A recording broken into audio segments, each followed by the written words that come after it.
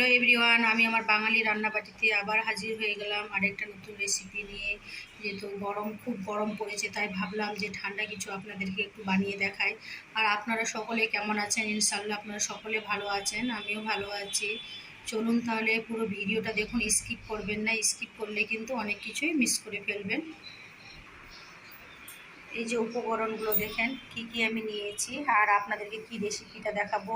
আপনারা হয়তো দেখে অনেকে বুঝতে পারছেন, আবার অনেকে বুঝতে পারছেন না। আজকে আমি দেখাবো মালাই কুলফি রেসিপি আজকে দেখাবো আপনাদেরকে, একদম দারুণ স্বাদে।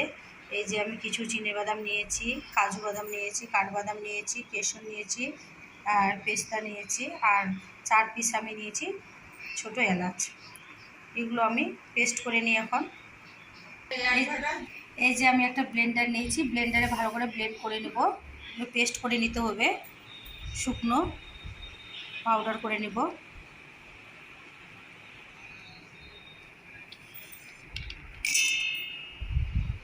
এই যে দেখেন বাদামগুলো সব আমি ব্লেন্ডারে নিয়ে নিয়েছি, কেশরও নিয়ে নিয়েছি, ভালো করে এটা ব্লেন্ড করে নেব। আর এই যে আমি ছোটো এলাচ নিয়েছিলাম, খোসাগুলো বাদ দিয়ে দিব, আমি শুধু দানাগুলো নেব। এই যে আমি এলাচগুলো নিয়ে নিচ্ছি। এখন আমি এটা ভালো করে পাউডার করে ফিরে আসছি। এই যে দেখেন আমি পাউডার করে নিলাম, এইভাবে একটু দানা দানা রাখলাম, যে খেতে বেশ ভালো লাগবে। আমি কোনো এতে পাউরুটি দেবো না, অনেকে পাউরুটি ব্রেড দেয়, আমি ব্রেড দেবো না, যেহেতু আমি এটা মালাই স্পেশাল বানাচ্ছি। আপনারা আমার সঙ্গে থাকুন, পুরো ভিডিওটা দেখুন, স্কিপ করবেন না। স্কিপ করলে কিন্তু অনেক কিছুই মিস করে ফেলবেন। এই যে আমি এনে আমি দুধ নিয়ে নিয়েছি, দুধটা আগে থেকে ঘন করে জাল দিয়ে রেখেছিলাম আমি, দুধটা ঠান্ডা আছে এখন। 1 কিলো দুধকে আমি 500 করে নিয়েছি জাল দিয়ে।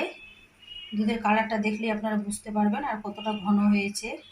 এই যে দেখেন, এই অবস্থাতে আমি এখন এগুলো দিয়ে দিব। পাউডারটা যে আমি করলাম, বাদামের পাউডারগুলো আমি এখন দিয়ে দিচ্ছি। ঠান্ডা অবস্থাতে আমি এই যে বাদামটা যে গুঁড়ো করলাম দিয়ে দিচ্ছি। আস্তে আস্তে করে জাল দিতে দিতে এটা ঘন হয়ে যাবে। এখন এটা অনবরত নাড়তে থাকতে হবে। দুধটা যত ঘন করবেন মালাই কুলফিটা তত সুস্বাদু হবে খেতে। এখন আমি পাউডার মিল্ক দেব, আর এই যে আমি গুঁড়ো দুধটাও দিয়ে দিচ্ছি, তাহলে স্বাদটা আরও ভালো হবে। ভালোভাবে এটা মিক্সড করে নিতে হবে। দুধটা ঠান্ডা অবস্থাতেই এই পাউডার মিল্কটা আর এই বাদামের পেস্টটা, এটা গুঁড়োটা দিবেন। আর আপনারা যদি গরম দুধে এটা দিতে চান, তাহলে ঠান্ডা দুধে এটা আলাদা করে একটা বাটিতে করে মিক্সড করে নেবেন, তারপরে আস্তে আস্তে করে ঢালবেন, এক হাতে নাড়বেন। আমি কিন্তু এখনও চিনি দিইনি। স্বাদটাকে ব্যালেন্স করার জন্য 1 চিমটি লবণ দিচ্ছি আমি। মিষ্টি জিনিসে একটু লবণ দিলে স্বাদটা দ্বিগুণ হয়ে যায়।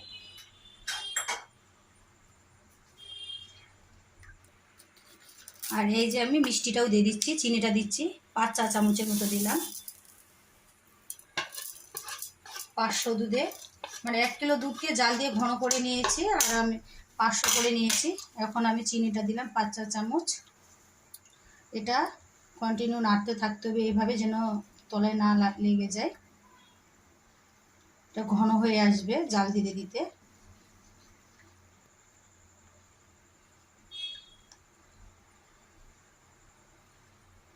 এইভাবে কন্টিনিউ আমি নাড়তে থাকবো।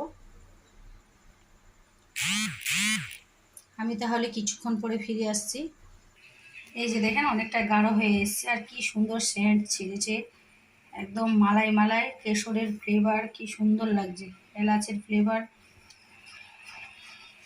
আমি টেস্ট করে দেখলাম আমার মিষ্টিটা একদম পারফেক্ট আছে। আর একটু গাঢ় হয়ে আসলে আমি গ্যাসটা অফ করে দিব। কালারটা খুব সুন্দর এসছে কেশরের জন্য, ক্যামেরার কারণে আপনাদেরকে হয়তো আমি বোঝাতে পারছি না।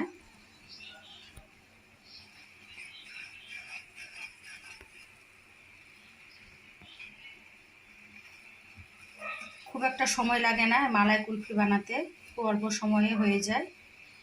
আমি যা যা উপকরণ নিয়েছি আপনারাও সেম উপকরণগুলো নেবেন, তাহলে মালাই কুলফিগুলো খেতে ভালো লাগবে।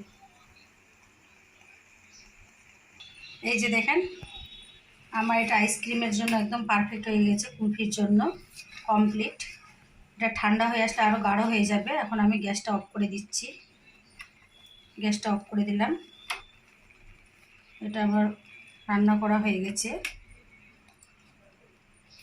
ঠান্ডা হওয়ার অপেক্ষায় রইলাম আমি।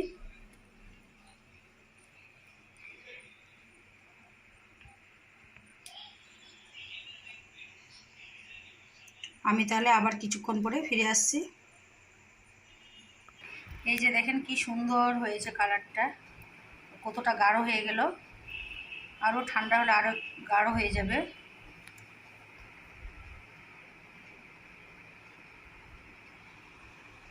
খুবই কম সময় লাগে এই মালাই কুলফি বানাতে, আর দারুণ খেতে লাগে। আপনারা একবার ট্রাই করে দেখতেই পারেন।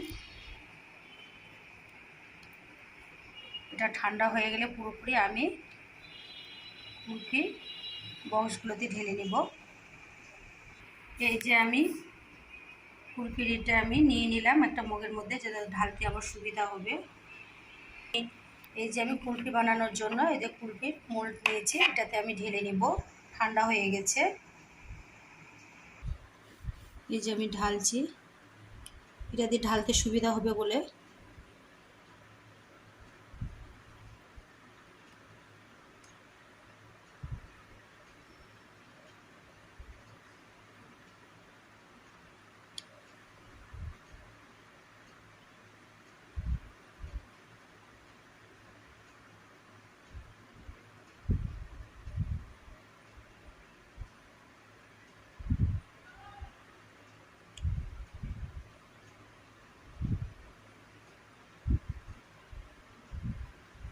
এই যে দেখেন 500 দুধের আমার 6টা কুলফি হলো।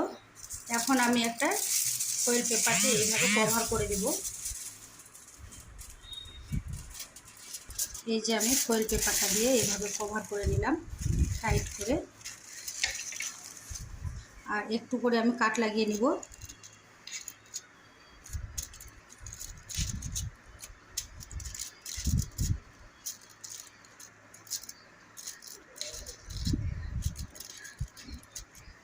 এইভাবে কাট লাগিয়ে নিলাম। আর এই যে স্টিকগুলো লাগিয়ে দেবো এইভাবে, তাহলে পড়বে না।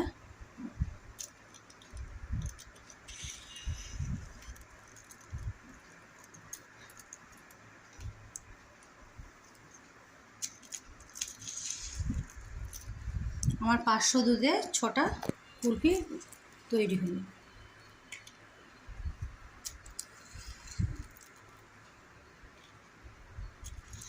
এখন আমি এটা ফ্রিজে লাগিয়ে দিব। আমি 8 ঘন্টা পরে ফিরে আসব। এই যে দেখেন মালাই কুলফিগুলো একদম কমপ্লিট। এটা বের করতে করতে একটু লেট হয়ে গেছে বলে একটু গলে গেল, মানে ওয়েদারটা খুব গরম বলে। এই যে আমি বরফের উপরে রেখেছি। এটা আপনারা মাটির ভাঁড়েও বানিয়ে নিতে পারেন, মটকা কুলফি যেটাকে বলে, মালাই কুলফি। আর আমার রেসিপিটা কেমন লাগলো আপনাদেরকে প্লিজ আপনারা আমাকে কমেন্ট করে জানাবেন। আর কে কোথা থেকে আমার ভিডিওগুলো দেখছেন প্লিজ প্লিজ আমাকে সেটাও কমেন্ট করে জানাবেন। এই যে দেখেন, আর কে কোথা থেকে দেখছেন প্লিজ আমাকে কমেন্ট করে জানাবেন। আর আমার চ্যানেলটা সাবস্ক্রাইব করবেন। আর কোথাও কিছু বুঝতে অসুবিধা হলে সেটাও আপনারা কমেন্টের মাধ্যমে জানাবেন আমাকে। উপর থেকে আমি পেস্তাগুলো ছড়িয়ে দিলাম এইভাবে। খেতে কিন্তু দারুণ হয়েছে। আপনারা একবার ট্রাই করে দেখতেই পারেন। সব সময় তো বাইরে যাওয়া সম্ভব না, বাইরেরটা খাওয়া সম্ভব না। আর ঘরে এইভাবে বানিয়ে নেবেন, তাহলে ক্ষতিও কম হবে আর খেতেও সুস্বাদু হবে। এই যা গরম পড়েছে, গরমে ঠান্ডা কিছু খেতে বেশ ভালো লাগে। যে কিছু আইসক্রিম বলুন, মালাই বলুন, যাই কিছুই বলুন, ঠান্ডা ঠান্ডা খেতে বেশ ভালো লাগে। তাই ভাবলাম আপনাদেরকে এই মালাই কুলফিটা আজকে দেখাই।